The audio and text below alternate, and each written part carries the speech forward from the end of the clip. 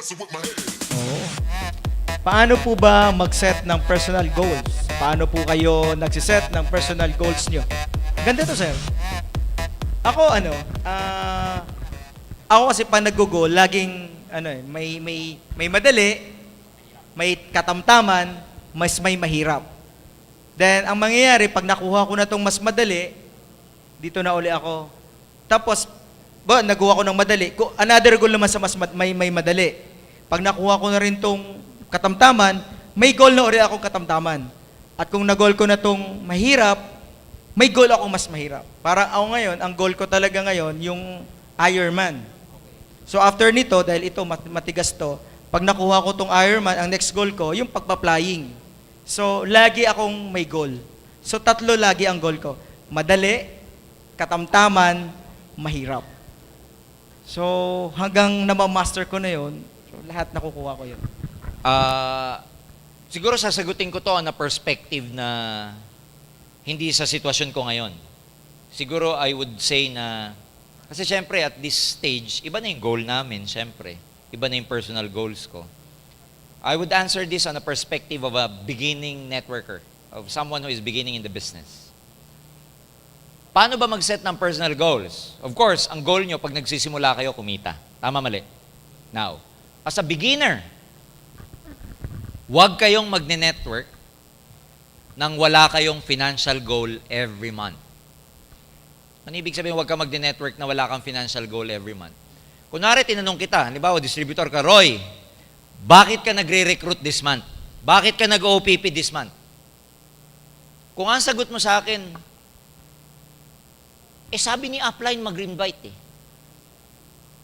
Pag ang sagot mo sa akin, bakit ka nagre-recruit? Networking. Wala kang goal. Wala akong goal. Pag tinanong kita, bakit ka nagre-recruit? Sir, kasi this month, ang goal ko, maka 15,000 ako sa binary. Ang 15,000, 10 pairs yun. Kaya ako nagre-recruit sa left side and right side ko kasi ang goal ko this month, maka 10 pera ko, pera GC. Kaya ako nag-OPP na nag-OPP na nag-OPP. Correct. Kaya pag tinanong kita, bakit ka nagre-recruit? May sagot ka na goal, na financial. Yung pagre-recruit mo, yung mga ginagawa mo na activity, dapat nakarelate to sa goals mo. Correct. Huwag kang may activity na hindi mo alam, ba't mo ginagawa? Pag ang sagot mo, Sir, ba't nagre-recruit ako? Bakit? Para yumaman, sir. Ang layo nun. Layo. Sir, ba't ka nagre-recruit? Para magka-network, sir. Ang layo nun. Layo. Sa goal setting, ang tawag doon, that's too vague. Masyadong malabo. Masyadong malaki na malabo. Kailangan sa goal, hindi ka general. Ano ka dapat? Specific. Amount. Ganyan ako mag-set ng goal. Magkano ang amount ng gusto mo ngayon para trabahuhin mo siya? Kasi, tignan mo, kunwari goal mo, 15,000, that's 10 pairs. Pag nakaka-first week ka na, at meron ka ng 2 pairs, ilan na lang hahanapin mo sa remaining weeks? O di 8 pairs na lang, alam mo yung direction mo. Kunwari, nakaka-third week ka na, nakaka-5 ka pa lang, 10 ang goal mo na pares, ilan pa hahanapin mo? 5. 1 week na lang ang remaining. Masahatawin mo ba? Yes. Meaning, because of goal setting, yung effort at saka time mo, mas nababudget mo ng maayos. Yes. Ang Pilipino pa naman, pag malayo pa yung deadline, complacent. Correct. Pero pag malapit na, cramming naman siya. Ano ang ikaka-complacent mo at ano ang ikakram mo pag wala kang target na amount ng income? Correct. Kaya dapat may target ka kasi pag malapit ka na, malapit na yung end of the month, magka-cramming ka na eh. Maraming hindi nagka-cramming kasi wala kayong goal. On one end, may advantage ang pagka-cramming because it pushes you to really work until you meet your deadlines. Correct. Paano kung wala kayong goal? Kaya ako, kung ang tanong dito, paano ako mag-set ng personal goal? Monthly, nung nagsisimula ako, may target amount of income ako nakukunin. Pag alam mo kasi yung target amount of income, madedefine mo na kung anong mga activity ang gagawin mo. Second, alam mo na ngayon yung mga activity na hindi productive sa monthly goal mo, hindi mo muna gagawin. Hindi ka muna manunod ng sine. Correct. Wala mo ng date. Date. Alam niyo yung date? Date. Yung dinner date. Di ba? Wala mo ng mga date, wala mo ng mga sine-sine, wala mo na lahat. You learn paano ka magkaroon ng discipline when you set your goals. Kasi pag mag-goal ka, natutulungan mo yung sarili mong magkaroon ng disiplina. So that's how I set my goals when I was starting. Tapos syempre, pag nag-set ka ng goal at na-beat mo yon, next time, mas malaki dapat. Do Correct. not set the same goal every month. Life become exciting pag palaki ng palaki yung goal mo. Yes. Third na tip ko, pag nakuha mo yung goal mo, you deserve to reward yourself every time you get your goals. Yes. Pag nakuha mo siya, alam mo, sa sa financial management, ang unang-unang ituturo, alam nyo kung ano? Make sure to reward yourself first before anything else. Before anyone. So when you get your goals, huwag ka magigilty na i-overindulge yung sarili mo. Magpaspa ka, yun ang goal mo eh. Kunwari, may nakuha kang goal. Pag nakuha ko yung goal na yan, bibili ako ng kulay puting G-Shock.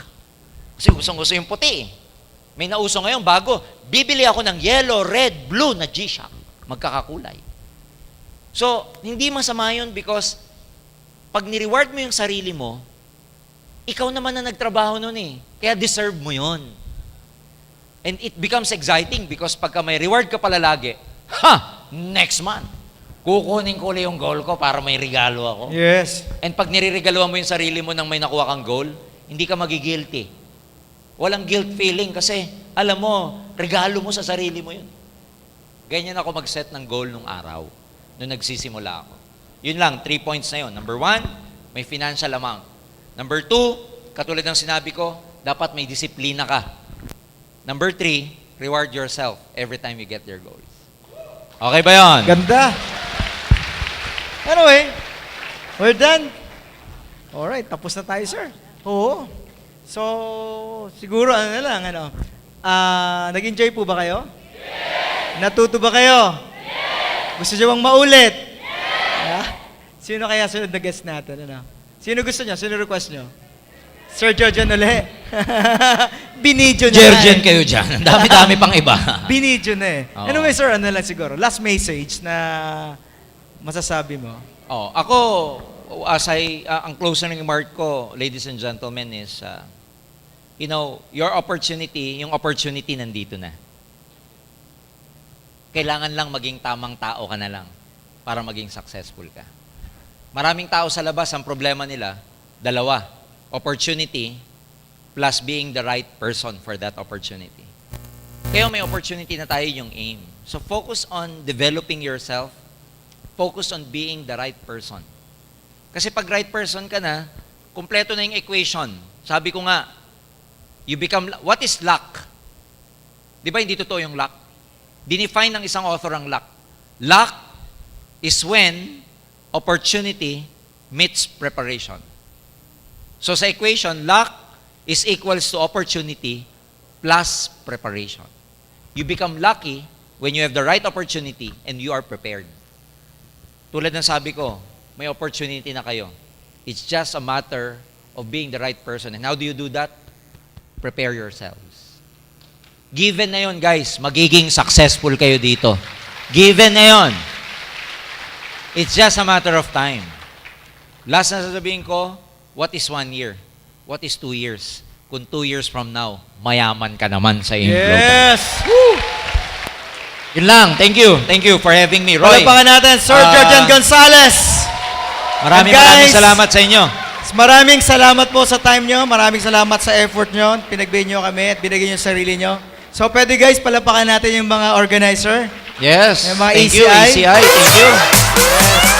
Then thank you very much po. Meron pa kami to. Wow, Sir, may giveaway. tatapon ka raw. Salo na lang po. Gracia. Ikaw na lang, sir. Okay, sabay tayo, sir, ha? 1, 2, 3.